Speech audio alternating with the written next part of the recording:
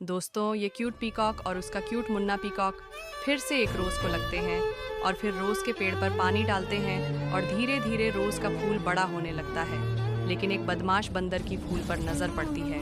फूल को तलवार से कटने लगता है, काट कर ज़मीन पर गिरा देता है। क्यूट पीकॉक और क्यूट मुन्ना। पीकॉक खड़े रोते हुए यह सामान देख रहे होते हैं। फिर क्यूट पीकॉक बंदर के पास जाती है, लेकिन बंदर तलवार से पर हमला कर देता है। क्यूट मुन्ना। पीकॉक स्वान देखकर डर जाता है और पुलिस को फोन कर देता है। रोते हुए पुलिस को सारी बात बताता है। पुलिस वाले क्यूट मुन्ना पीकॉक की बात मान लेते हैं और उसे बदमाश बंदर को हाथों में हथकड़ी पहन कर ले जाते हैं। यह क्या? अभी तक बहादुर क्यूट मुन्नी पीकॉक लिए आप लोग लाइक सब्सक्राइब नहीं किया।